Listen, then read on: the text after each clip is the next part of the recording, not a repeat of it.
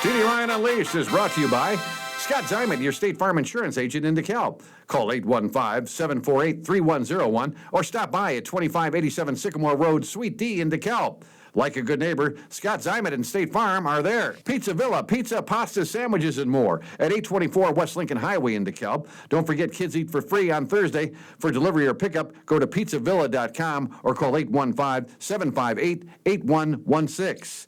Elder Care Services of DeKalb. Safe, secure, and supported, helping you stay in home where you want to be. Call 815-758-6550 or stop in at 1701 East Lincoln Highway in DeKalb or on the web at ecsdekalb.org. My Insurance Guy in Sycamore covers Medicare to auto care and everything in between. Stop by at 204 South Main Street in Sycamore. Call 815-899-0950 or online at myinsuranceguy.com. Welcome into TD Ryan Unleashed, podcast number 40. Again, thanks to our sponsors and my nephew, Michael Davis, for getting us on the air. Honored and privileged to have with us in the studio right now the new superintendent of DeKalb School System, Billy. No, I'm not even sure how do you say your last name. I just know he's Billy. Billy, how do you say your last name? Hueramo. Say again? Hueramo. So it's a diphthong. My newsman said it's a diphthong. You don't pronounce the H, right? You pronounce it kind of like with the W, like a W sound. Okay. Yep. Congratulations on being named, and again, out of 25 finalists, and again, from all over the country, congratulations on that. I want to read something that was written about you, but first I want to ask you about the name Billy, because, when I grew up, I had a brother, Bobby, and I was always jealous because he could be Bob, he could be Bobby, or he could be Robert when he wants to, and you could be Bill or Billy or William, yeah. But you go with Billy. Why do you go with the Billy? So that's actually my legal name. My mom came here in the 80s, undocumented, and my mom and dad didn't have means of transportation, so she was pregnant with me. She had a nurse who was American and helped her took her to appointments. Okay. To get checkups and stuff. And she, I guess through some kind of communication, because my mom didn't speak English very well, found out that she couldn't have kids. She knew I was going to be a boy. Asked the nurse, what would you name your son if you could have a son? Because she was very grateful with her, and she said Billy, so that's how I got my name Billy. Oh, what a story that is. It's kind of crazy because I think when people see my application, they don't think I'm a Mexican-American Chicano. And Do you still know that lady? Is she still around? No, I don't. No, my mom doesn't either. What a story that is. Yeah. Okay, that's wonderful. So here's what's written about you, and this is coming from the Christopher Boyes, the president of the Board of Education. After evaluating the diverse pool of exceptional candidates that include educators from across the country, it became clear that Billy possesses the unique combination of institutional knowledge, visionary leadership, and deep-seated commitment to our students. His proven track record with our hallways and his clear plan for a district future stood out during the final interview process. What was that like, Billy, that interview process? Were you nervous about that, or you know your stuff anyway, right? So there's nothing to get nervous about. No, most definitely nervous. Those that know me, we joke quite a bit because I'm a dry heaver. So when I get nervous, I dry heave. I just didn't eat all day, so I didn't have anything to let out. I just drank a lot of water, but yeah. I'm sure it was one of those situations, once you got started, it just kind of flowed from there, right? You know what? It kind of did. Yeah. And really keeping the students at the center of mind and what's best for our community and our families here and our staff. Just that's what I've been doing. So it did end up just flowing as they were asking questions. I know there's some budget questions with the tax levy and all of that.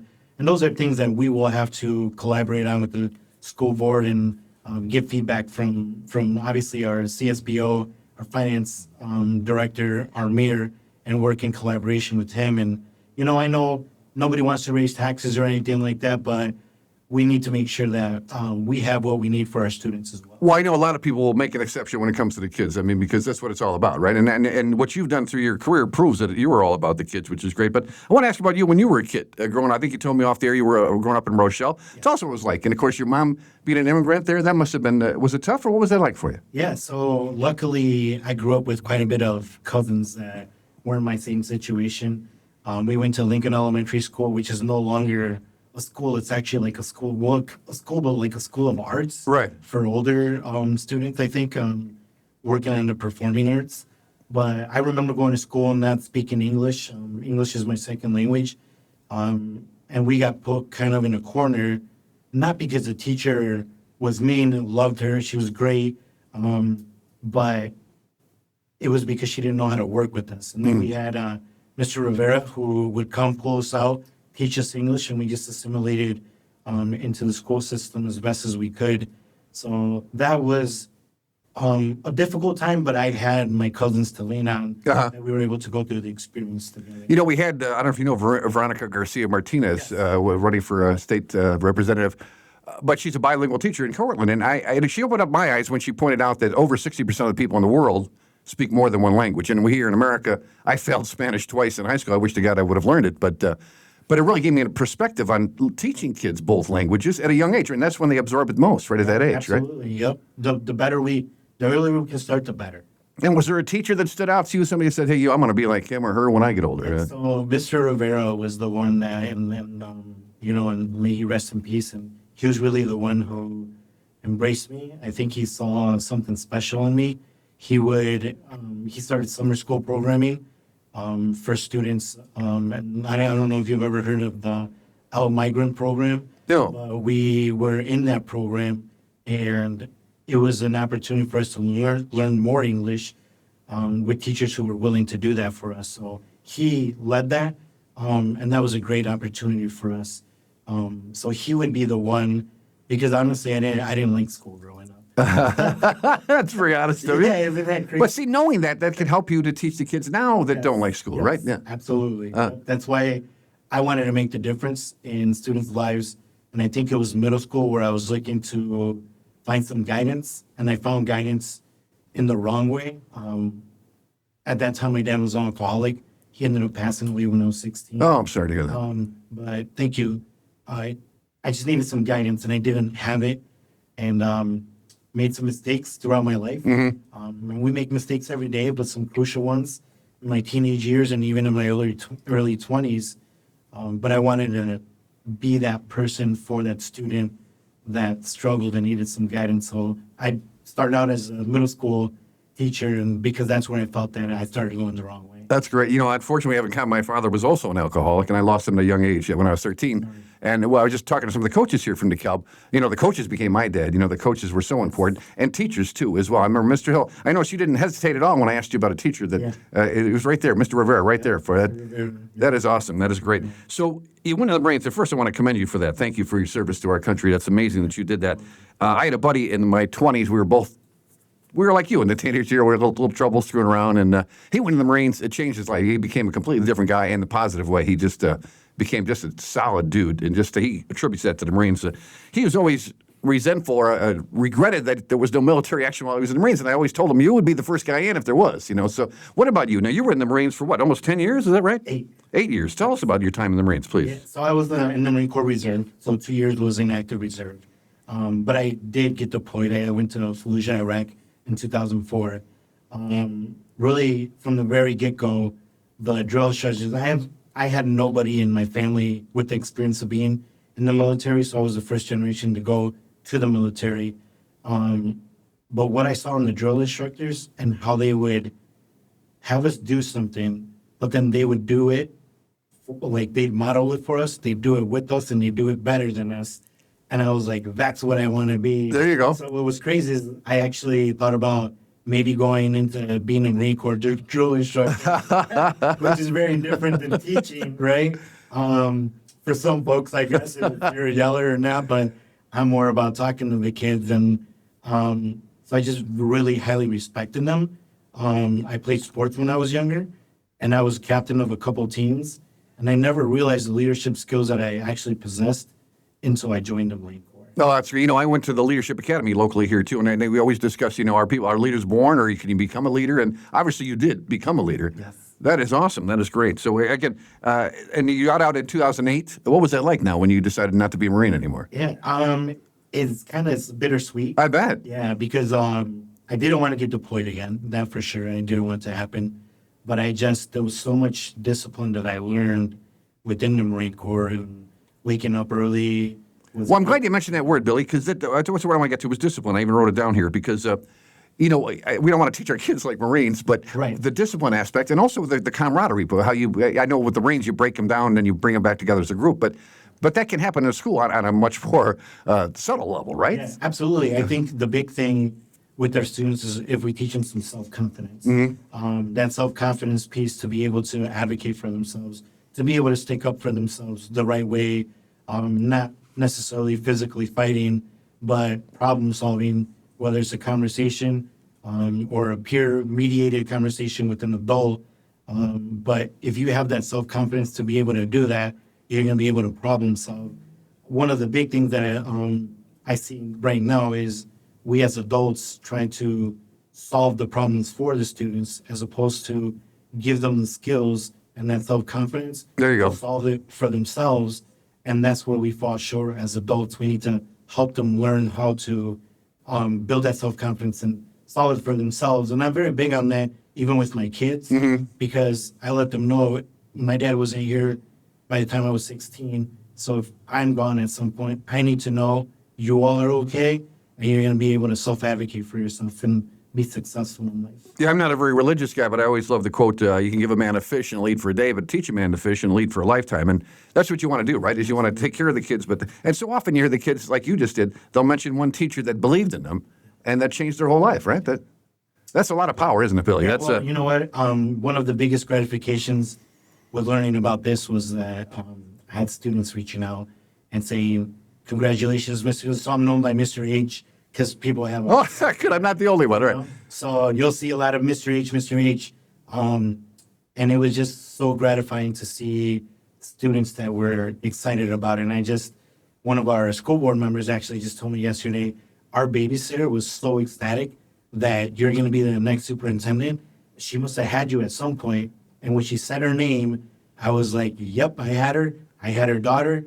Loved the family. They lived right up the street from us. So those are like the priceless, you can't put a price on that. That's just such great self-gratification. No, my mother was a teacher, my father as well, and actually my sister and brother as well. But when my mom passed away, I get a little emotional thinking about it, but some guys, she taught third grade, and some kids that she taught 25 years ago came to the funeral and said what a difference that my mother made in her life. And it was just so magical to hear that. And for these guys to make that effort 25 years later, absolutely. No finer profession. Let's talk about your time here in DeKalb. Again, we're talking to the new superintendent of DeKalb, Mr. H, Superintendent H. I'm going to tell him. Now, you started work at school district at 2007. You were hired as the English as a second language teacher at Clinton Rosette Middle School. Tell us about that. What was that first date like for you, Billy? So I started student teaching at Clinton Rosette. I was with Mr. Bursley, 7th grade math. Then graduated in December. I subbed in the district for a little bit, because typically you don't get hired until August, right? And at that time, we had quite a bit of teachers. Right now, I think the call is out. Yes. Hired in January easily. But I got hired in August, but I had 3 jobs lined up, one being in Rochelle, but I was treated so well in DeKalb, and they made me feel so welcome that I stuck with DeKalb. Oh, we almost lost you to Rochelle. Wow. So, that was my goal, go back home and make a difference back home. But they made this feel like my home, the staff that I worked with. So that first year was really when you have your own class and then you don't have your cooperating teacher guiding you anymore. And now everything is on me. Right? Yeah. And I took care of a lot of things in my classroom. I don't think and I can't recall a time that I ever wrote up a discipline referral for a student, because we handle things in our classroom. I like that. So until I became an assistant principal was when I actually really had to read on over.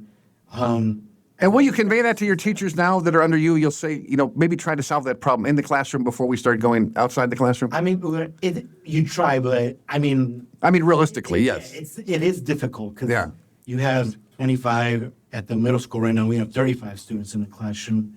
So even if you have 5 kids that might be, behavior challenges, it's hard to teach the rest of the 30 in the classroom. So I tip my hat off because it's a tough thing to do. And you come back with not holding any grudges from the day prior, and we're professionals. So you try to do what's best for kids the next day, hold no grudges, and move forward. Dick Van Dyke just turned 100 years old. He just wrote a book, and he said the reason he turned 100 is he didn't hold any grudges. He said it was like, it's such a waste of time and a waste of effort to do that. So I was reading to Tyler Elementary Schools this morning. The book was, I think, something sour grape or something.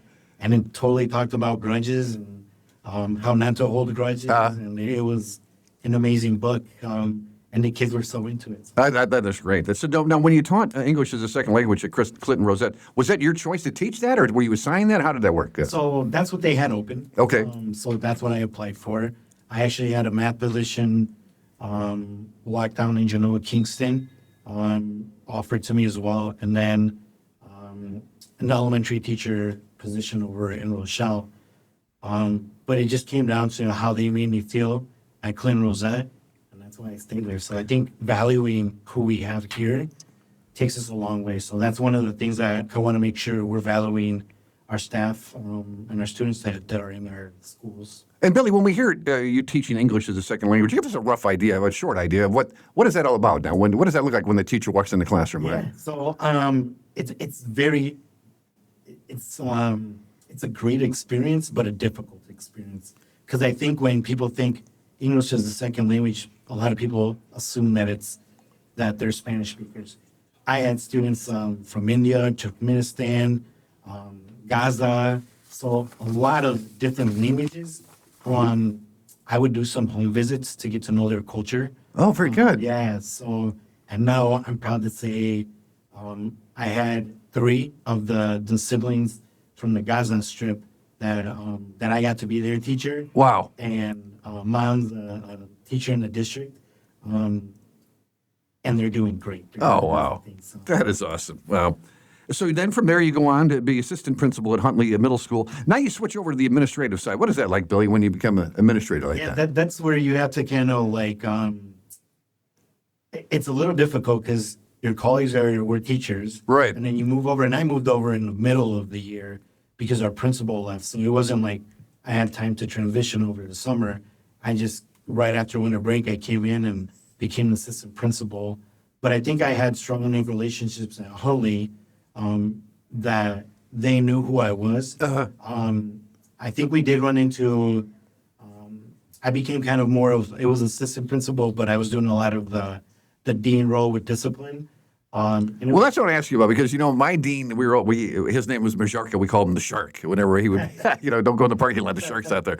But he had our respect, though. He was a hard ass, but he had our respect. So what was your goal when you go in? Because my mom always used to say, she was always a little tough with the kids early because you could always lighten up. But if they think they can walk all over you, then you're toast there. Yeah. So as a principal, what was your attitude? Did you want to be kind of a hard ass there or no? So I got to know my students first. So I could know how I could come in, right? Some you have to come in that way. Some the way you approach them, because they can go through very traumatic.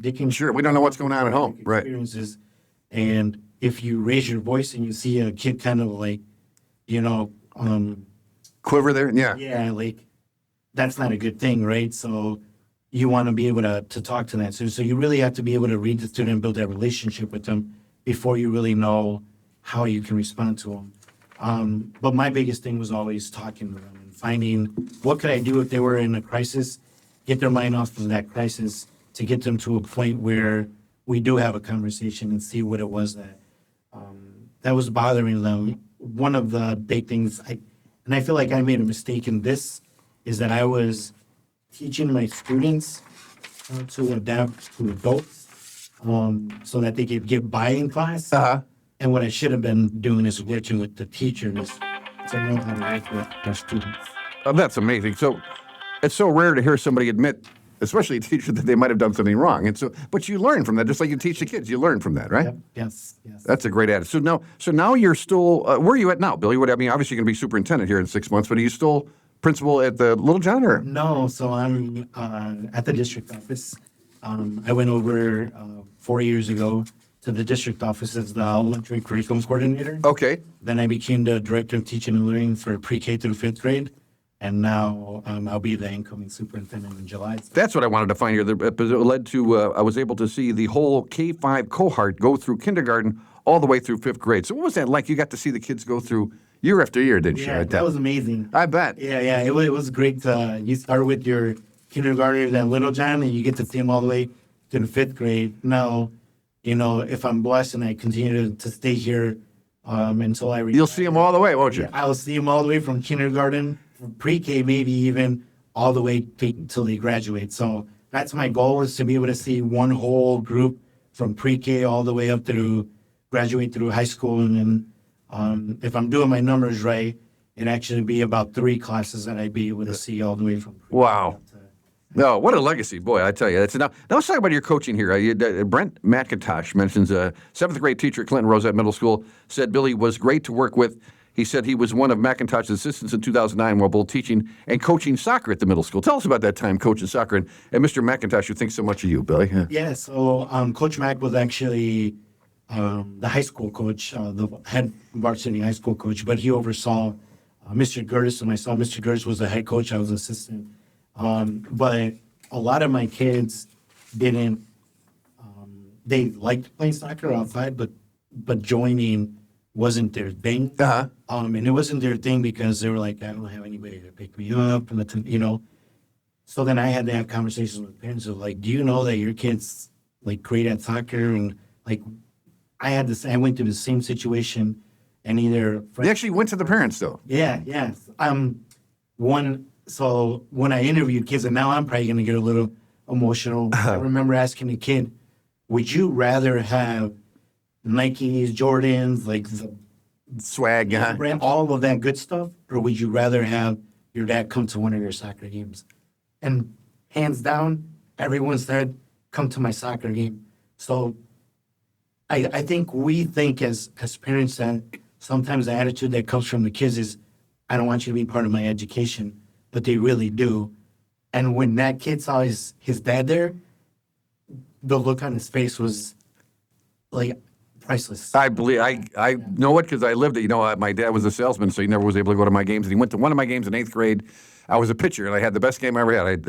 I threw almost a no-hitter. I just gave up 2 hits and had 2 base hits myself, which I never did. Yeah. And just him being there was just, it made all the difference in the world. I even played I with it. remember it till this day, I'm sure. I do. I always think about that day. That's amazing. So the coaching, do you miss coaching? Are you still coaching on the side a little bit? I wish I was. I don't have the time. Typically, when you go into administration, you don't really have the time to coach. And that is what I tell my wife, one of the biggest. I would have loved to have been like the varsity baseball coach. I'm a baseball guy.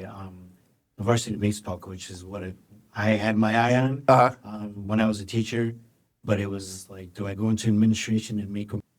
Sorry about that little technical delay. We were talking to Billy about his coaching days back in the day. It's funny you mentioned baseball because we just had Cole and Josh Latimer in here. Of course, and Cole's going to play baseball and football at Division I level at NIU. And what is it? How great is it as a teacher, as a school here in DeKalb, that we have Kishwaukee College and NIU to kind of tap into? And how are you? Do you hope to tap into that more, Billy, in terms of for our high school kids? Yes, I think we need to build great partnerships with NIU. They're right here.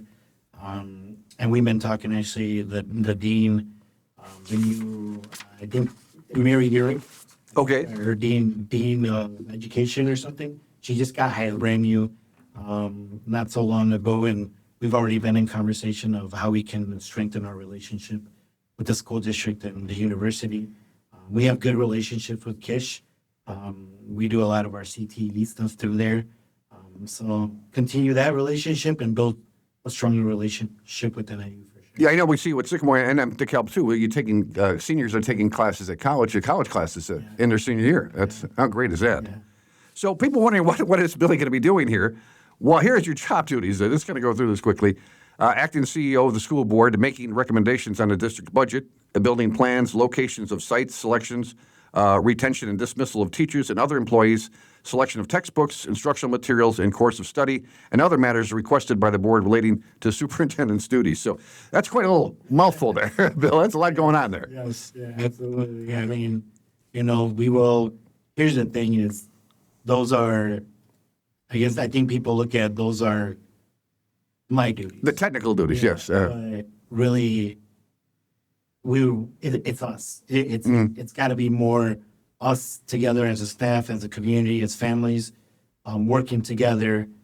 Yes, I'm the leader and the face of the district, but I can't do anything without everybody else. So that's really got to be our climate and culture of us working together for the best for our students. Now, this one ties in together, actually. I tell you, my mom taught for a long time, and near the end of her teaching career, she still used the same methods that she used, when she, and then we're always trying to introduce the new methods to people. I don't know what your thoughts are on that in terms of staying with the old. Steve Hartman does this thing on the Sunday morning show where he was a 84-year-old veteran who had never learned how to read, and he got married, and his wife helped him fake it through the years, and he just wanted to read one book, is what he said. So all the people tried to teach him with the new methods and everything, couldn't learn. And this lady came along with flashcards and had the flashcards. He took to the flashcards, and he read George Washington's biography, a first-grade reader. Never more proud in his life, he said. But what about some of those old school methods? You ever think about going back to some old school, not the abacus, but I mean going back to some old school teaching methods? I mean, sometimes that's what it takes. You have to find out what it is that engages students. My son, like, you put some flashcards in front of him, he's totally game for it. My youngest, my middle, unless it's on like gamified or something, okay, he's really not engaged in it. So my oldest, she's just not a math person, so she just learns for that moment. Well, literacy is her thing, and the other two aren't as literacy strong. So it's really, you have to find what works and be open to different things. I know we grew up probably more rote memory and all of that. And that's great. Some of that works for some of our students. Some of our students need more hands-on things. That was me. I needed hands-on. I didn't learn from reading. I learned from doing. And that's really what got me in the position where I am now, is learn as I go. And really, the practitioner versus the theory is what I am. And we've learned that about testing too, right? Some kids do better with an oral test as opposed to physically writing the test, right? And it's up to the teachers to figure that out, right? And we got a lot on our plates. yeah, you do. You sure do, boy. And then I want to ask you too about a sense of accountability. You said I'm excited for our student population. I think what Billy will bring to our district is a sense of accountability for our students. Talk about that, because it all gets back to the parents, I know, because when you see a kid that's misbehaving, but also on the other side, when you see a kid that behaves, you want to give credit to the parents too. But when you talk about going to the parents, I think that's fantastic that you did that. Yeah. I think when I say accountability, or when accountability comes in there, it's accountability all across, right? I'm holding myself accountable for making sure that I'm involved in specific situations that I need to be involved in, and that our staff are making phone calls home and building those relationships with those families. And if they're not, then what are we doing? What are our building leaders doing to train or to provide professional development for our teachers to feel more comfortable in making phone calls home and building those relationships? And then, like you just said, holding our families, parents, guardians accountable as well, because we could be doing one thing at school and it's totally negated at home, and it's not going to work. Right. And vice versa. So if we're not working together for our students, it typically doesn't work very well. Do we know how many parents, and I know you wouldn't have a number, but that are taking advantage of the fact that there's so much information online? I know when I was the kid that came home, and mom told, I got a project due tomorrow, and mom had no idea that was coming up there. So, but now there's so much more communication if the parents want to have it. But are they taking advantage of it as far as you know, Bill? So we have, we just implemented this year, everybody has to consistently use what we call ParentSquare. So ParentSquare, as long as the parents are signed up, I get multiple texts and stuff throughout the day, because I have my youngest is still in daycare, but I have one at Little John and one at the high school. So I get multiple communication throughout the day. So if you registered for ParentSquare, you're getting the information that you need to get. I'd have to ask our communications manager to be like, how many hits are we getting at ParentSquare? But I do get a weekly Monday update, and it tells me where we're getting the most hits. And it's typically from 500 up per week. So we are reaching people. Whether they open it and they look at it and read it, we don't know. But okay. We know we're getting those hits. Well, it's great that you have 3 kids in the school system right now, so you can get reports from them as well. But I mean, kind of, you can, can't you? Yeah, I can. That is awesome, too. We're talking to a new superintendent of school district, Superintendent H, we're calling him right now. Now, I see that. I want to ask you about Chromebooks, too. What are your thoughts about Chromebooks? Because I know from the kids I talk to, my grandkids in particular, still like to have books. They like to have books. I give my grandkids a book every time we see them, and they're excited about books. Tell us about the Chromebooks and how that's working with the kids. So for me, the Chromebooks they're a resource. They're a tool. Our students shouldn't be on them nonstop, right? You still have to. Best teaching strategies in the classroom is what's going to be the most effective. Our Chromebooks, those are just a tool, Okay. a supplemental resource for us to be able to utilize, maybe to enrich something, to continue researching a topic that we're studying, but it shouldn't be something that we're utilizing nonstop throughout the whole day. If that's happening, then that's one of those accountability pieces that then I would have to address, right? Because really, those are tools for our students. They're not meant to be key, core instruction. Do we have an equivalent of a movie day? When the teacher rolled that projector in, right, we got a movie today. But is there a kind of an equivalent to that now, where it's not an easy day for the kids, but just a different way to approach learning? A movie? Or we used to have the movie day, but now I'm thinking there's so much video in the classroom. Okay. But I'm like, if you're studying Martin Luther King, you can call up his speech on the steps of the Capitol and watch that in the classroom. I mean, you can have, they have like interactive, you don't have to go to the Holocaust Museum anymore. They come to you virtually. Yeah.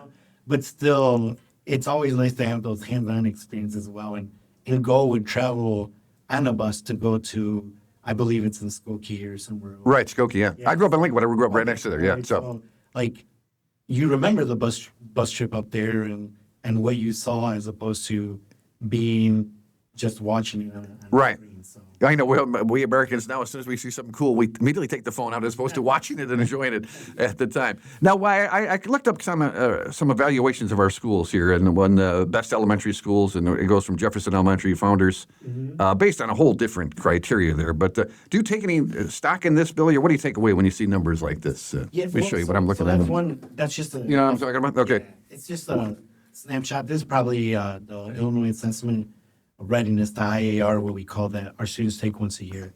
And now, what does that test for our listeners with that? IRA, you said? Yeah, IRA. So what it is, it's like I don't know if you remember, I don't know if you took Iowa Basics. Oh, sure. Yeah. So that's the one measure that the school gets throughout the whole year.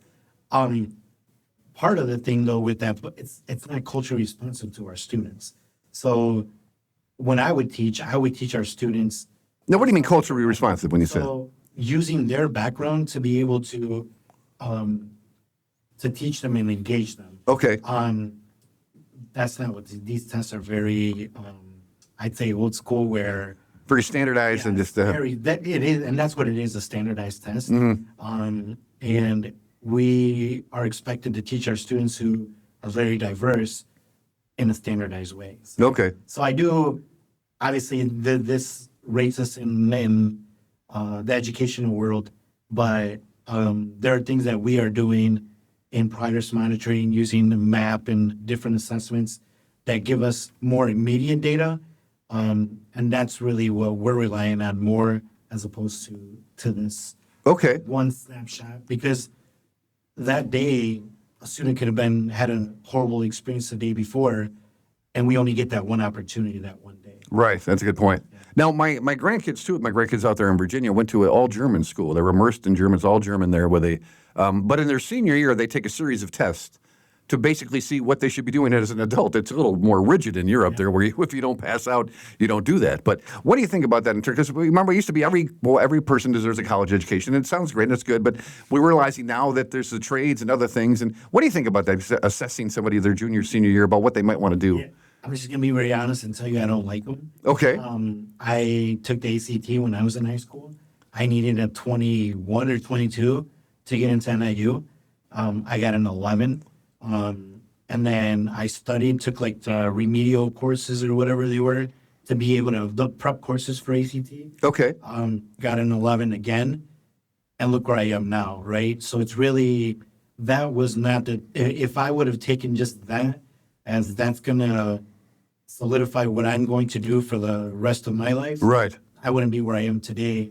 So I think really finding what is your strength and what you're going to be good at, whether it's the trades or going to the university, that's really what you have to do what you love. That's a really good point that you make there. Now, I noticed they have a grading system here in Illinois.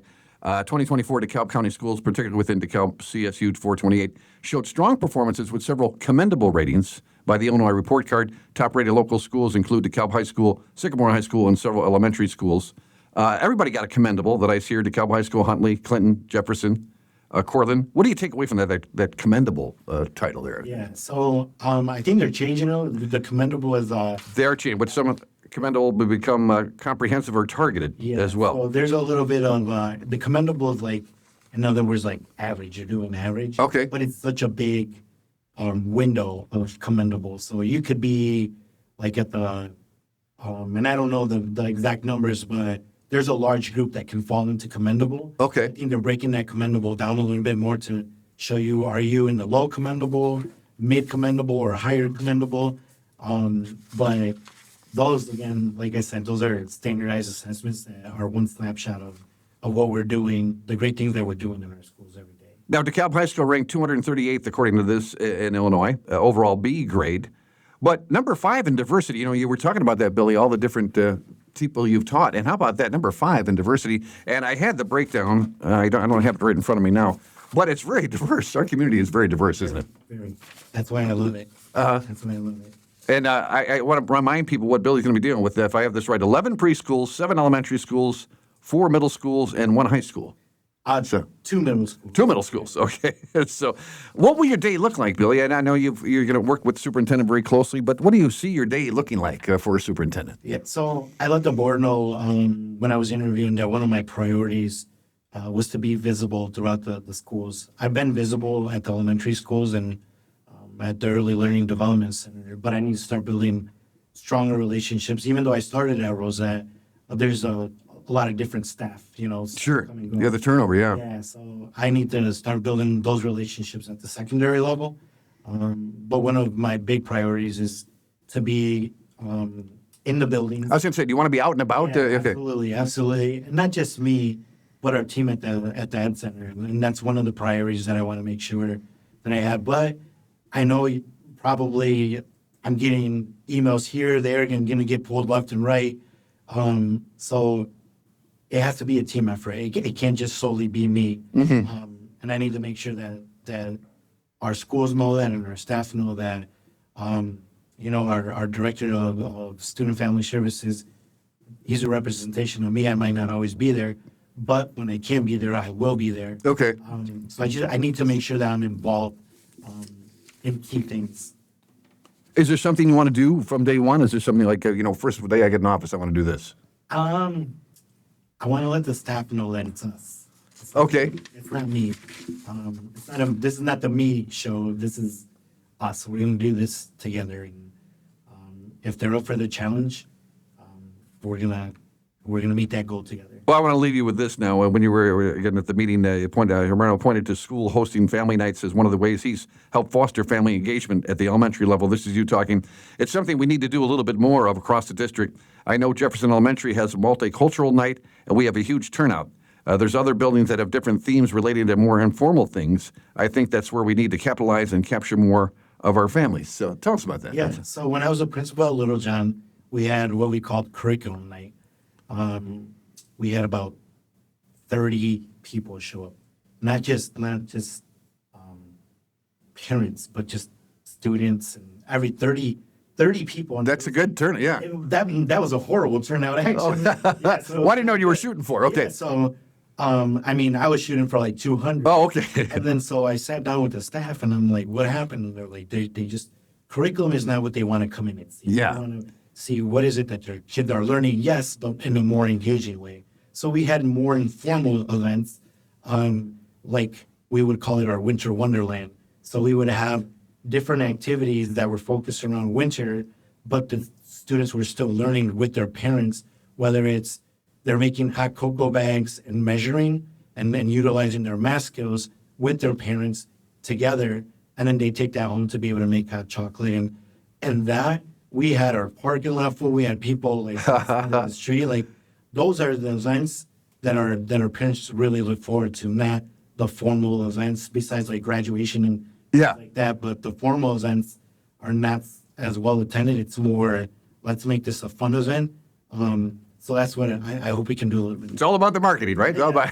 That's great. And finally, I want to end with this. As I told you, my mom was a teacher and a longtime teacher, and I was the first. I have 4 brothers. I was the first one to graduate college, and she was there at my graduation. I got emotional. I saw her after the graduation, and I see her when you announced it when you were named superintendent, you made a little speech there, and then you said, quote, "It's hard not to cry with my mom here. Thank you, thank you." Tell us about that moment for you, Billy. What was that like? I'm not trying to make you cry, because I'm almost crying. So my mom went to second grade in Mexico because her dad died when she was a couple months old. So she had to work. So she washed clothes to make ends meet with her family. So grew up without a dad.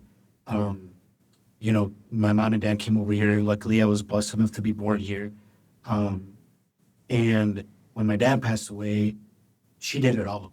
And I didn't know at the time until it was announced that I could share with my family that I was going to be the next superintendent. I didn't know that my dad wanted to go back to Mexico, and he had promised my mom that if they went back, he was going to stop drinking. And she said, "There's not opportunity back home like there's opportunity here for our kids. So let them graduate from high school, and then we'll go back home so that they can make their own decisions." Wow. So she made that sacrifice, and I never knew that. And she's made so much sacrifice for us that I was in that moment hoping, and I think I did, and I'm sure I did, make her proud and make her realize that all the sacrifices that she had to put out there for us, that it was for a reason. And that's really what drives me, is that she sacrificed so much for us. And now this is the fruit of her labor that I'm able to show her it was worth the sacrifice that you made. So, yeah, I get very emotional. That's all right, man. You know, the acorn doesn't fall far from the tree, man. So I tell you, I really appreciate what you do, Bill. I don't think they could have picked a better person. Because you've been on the ground, because you've worked your way through the DeKalb school system, I can't think of a better person to be in charge of the DeKalb school system. We're so excited. Again, I didn't want to keep this light, this first one there, but I hope you can be a regular visitor with us here and keep us up to date on how we're teaching our young kids. Sure, yeah. Just send me the invite and we'll make something happen. All right, I'm going to try one more time, Billy. Hueramo. Hueramo. Mr. H. All right. Mr. H. Superintendent H, congratulations on becoming a superintendent. We are thrilled that you're going to do that. And thank you so much for taking time for us today. Thank you for the invite. And that's TD Ryan Unleashed, podcast number 40.